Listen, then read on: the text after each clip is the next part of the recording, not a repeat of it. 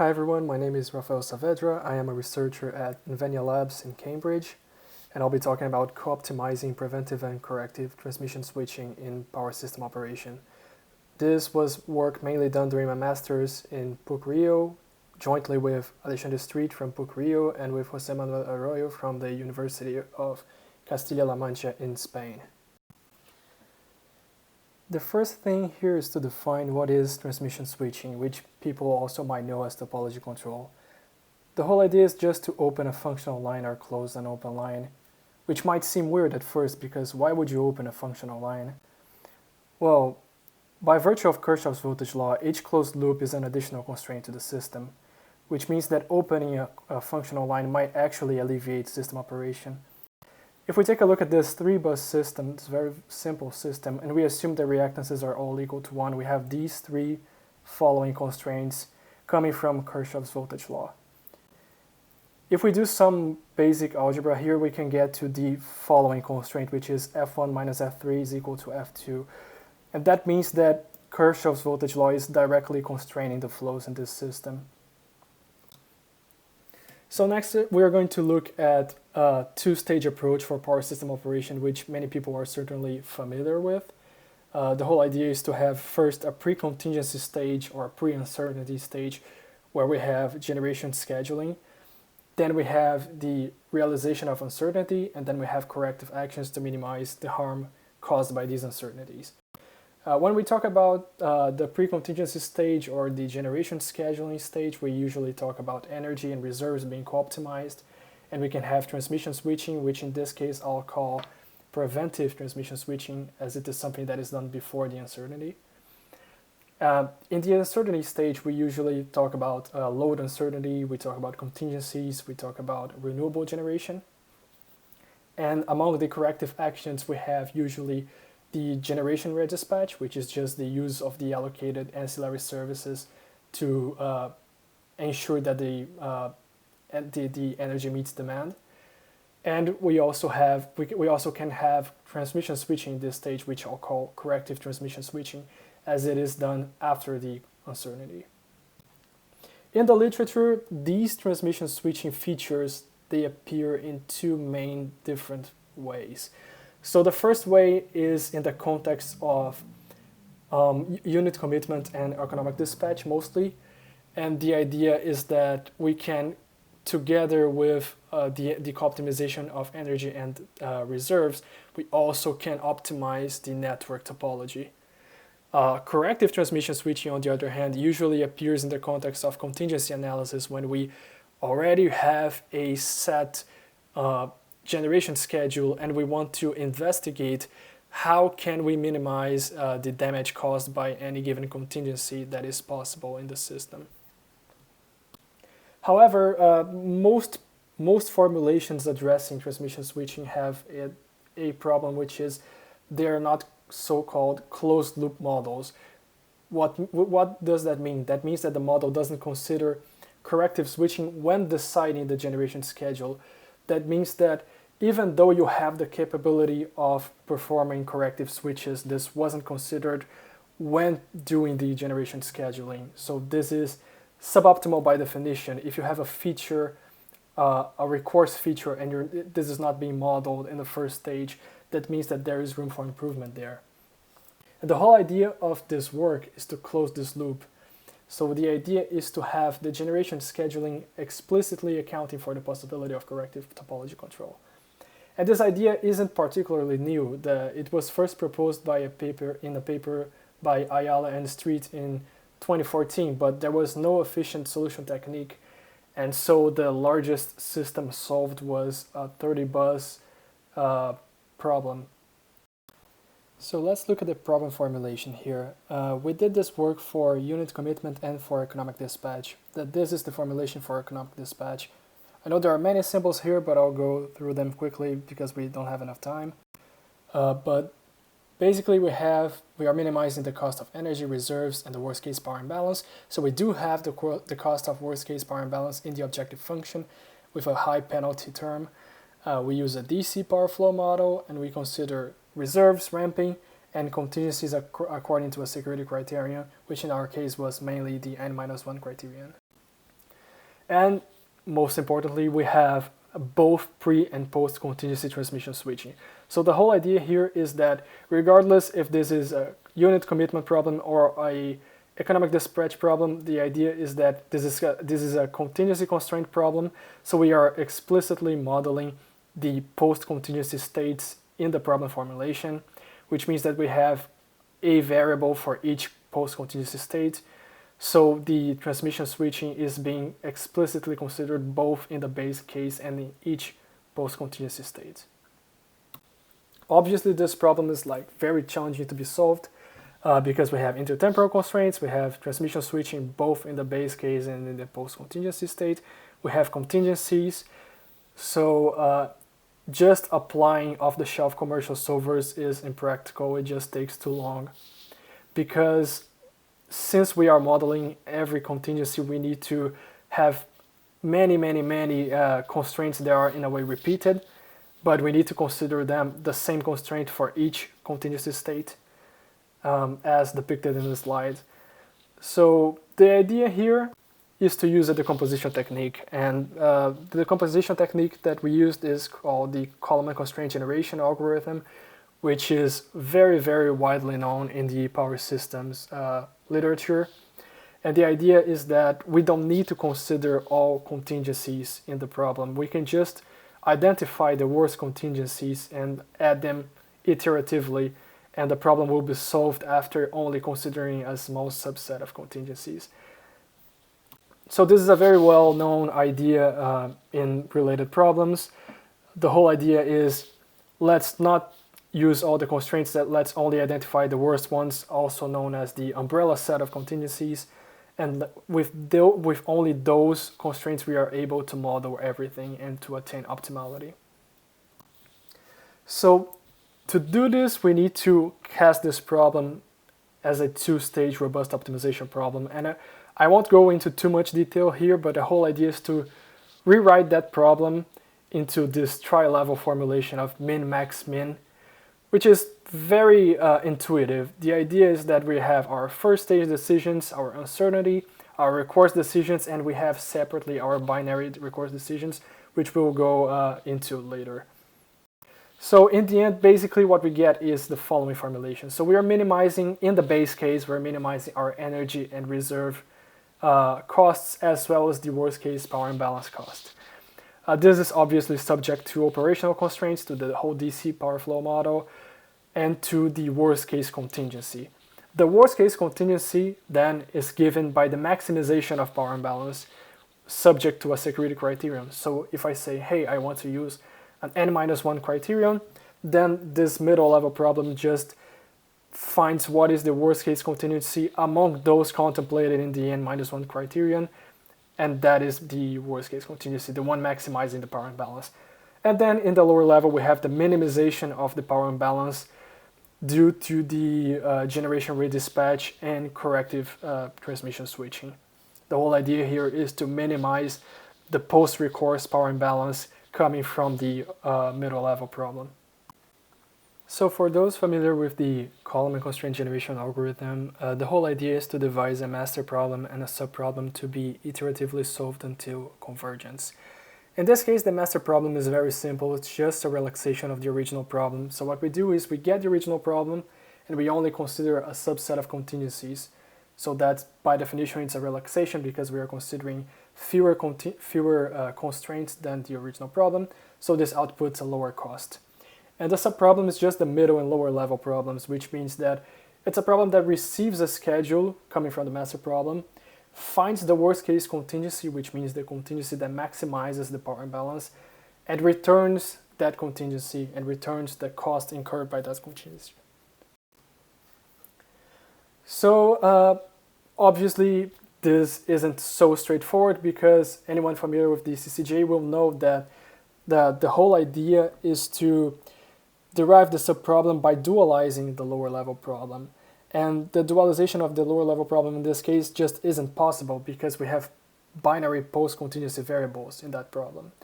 That means we cannot dualize the lower level, we cannot get to the subproblem.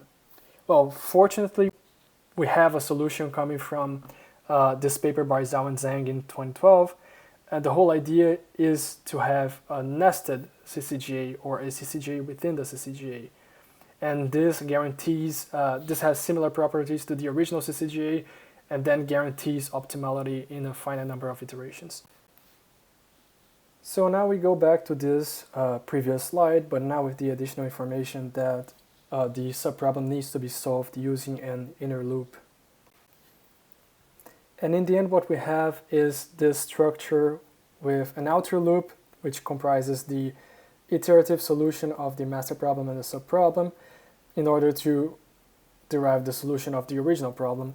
And then at each iteration of the outer loop, we have to run the inner loop until convergence to solve the subproblem. Due to time constraints, I won't go into much detail about this, but feel free to contact me offline or to read Zhao and Zhang's paper for more details on this method. So now going for the numerical results. So we have tested this in two different settings.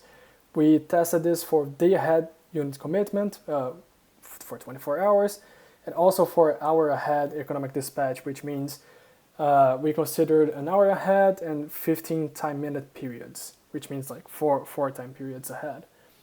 And overall, we looked into three benchmark systems. We used an illustrative 4-bus example, we used the 118-bus system, and we used the 300-bus system with additional renewable generators and energy storage. So for the day-ahead unit commitment, we compared three approaches. We have no TS, which is just transmission switching being completely disregarded. We have pre-TS, which is transmission switching being co-optimized with energy and reserves only in the pre-contingency stage or the base case, which is very common in the unit commitment literature. And then we have PPTS, which is our proposed approach with both pre and post contingency transmission switching being co-optimized. First thing we take a look at is in the 4-bus system, which is a very simple system. We take a look at the statuses of lines, and we can see significant differences here already. So obviously for no TS, by definition, there is no switching, so all the lines are always online. Pre-TS, we already have line 3 going out in some moments, so if we use a preventive transmission switching approach, the operator already prefers to open line 3 at certain moments, so in hours 8, 9, 10, 11, and then again at 17, 18, 19. But when we co-optimize post-contingency together with pre-contingency TS, we get to this very surprising result, which is line 3 is offline during the whole day. So this means that considering post-contingency actions in the pre-contingency stage can drastically change the pre-contingency schedule of line statuses. Moving to the larger systems, we can see here that for the 118-bus system and for the 300-bus system, pre-TS was able to reduce the worst-case power imbalance, but there is still some power imbalance, and there is still some room for improvement. When we add PPTS, what happens is that this worst-case power imbalance is significantly reduced. In the case of the 4-bus system and the 118-bus system, in fact, it is reduced to 0, which means that the system is completely N-1 reliable, while for pre-TS there was still significant power imbalance scenarios there. And also an interesting result is that while the reliability is greatly enhanced, the costs of energy and reserves, they remain similar. They remain almost unchanged, which means that we are not having a trade-off of cost and reliability here. We're just having an improvement in reliability. Another analysis that we did was out-of-sample assessment.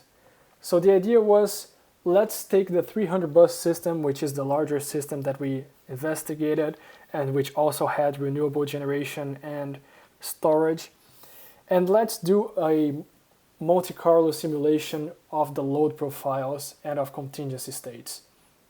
So let's take the let's take the optimal solution that we got for the base case provided by each approach, no TS, pre-TS, PPTS, and let's use the same 2,000 random samples of contingency states and nodal net injections to each one of those, and let's see how they react. So as expected, no TS was the worst one, with 76% only of the scenarios having zero imbalance. Pre-TS does improve on that, but there is significant improvement when we consider PPTS, going from 78% of scenarios having zero imbalance to 86%. Also, the expected imbalance in terms of percentage of system load was drastically reduced, and the conditional value at risk also was reduced. Now for the other problem that we looked at, which is the hour ahead economic dispatch, we did a somewhat more interesting thing. So what we did was, again, we considered no TS, but instead of considering pre and post TS, what we did was in both cases we considered both pre and post TS. The only difference was sec TS in this case is the sequential approach. What does that mean? That means that it is an open loop formulation that considers both pre and post contingency TS. That means that first we run the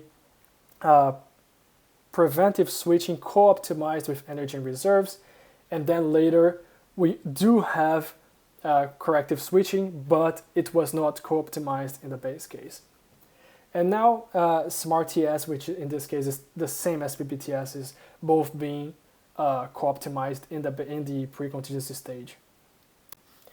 And what we see here is that, again, looking at the illustrative for bus system, for the hours where the load is very low, for example, in the early morning, we see that there is absolutely no difference in the objective function and no difference in the worst case power imbalance because the system is not under stress. When we go to peak hours, which is from 10 to 11, we see that there is significant power imbalance in OTS, which is reduced by SEC-TS, but then it is greatly reduced by smart TS. In fact, once again, it ensures that the system is N-1 reliable under all contingency scenarios.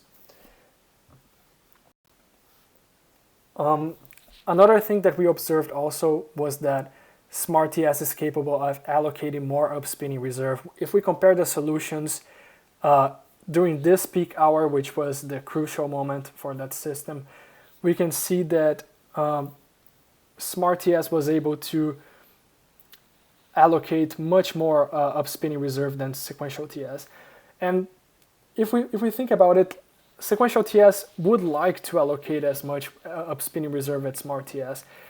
It just doesn't allocate more because it thinks that this reserve will be useless, because it cannot see it is a myopic formulation. It cannot see in advance that there will be the possibility of corrective switching, even though that will be a real possibility, but this is not modeled in the pre-contingency stage. So what happens is that there is some upspinning reserve that is constrained and is not allocated, and that makes all the difference between having and not having some power imbalance in the worst case contingencies. These are the results for the hour ahead economic dispatch in each hour of the day. We can see once again that when the load is lower, there is absolutely no difference between OTS and any of the other approaches, but when the system is under stress, the differences start being more and more significant. And this is the same plot, but for worst case power imbalance. Once again, no difference when the system is not under stress. It's zero for all cases. When the system is under stress, no TS presents significant power imbalance. SEC-DS also has some power imbalance. Smart TS has none. As conclusions, the approach effectively closes the loop in the formulation by explicitly considering the post-contingency switching in the pre-contingency stage. This consideration of post-contingency switching in the base case significantly affects the pre-contingency line scheduling as seen in the illustrative system.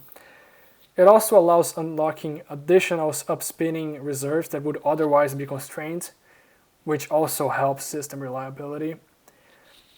As a result, when the system is under stress, the system reliability is significantly enhanced, and both the probability of power imbalancing errors is lowered, and the magnitude of these power imbalancing errors is also reduced, and the energy and reserve costs are not negatively affected.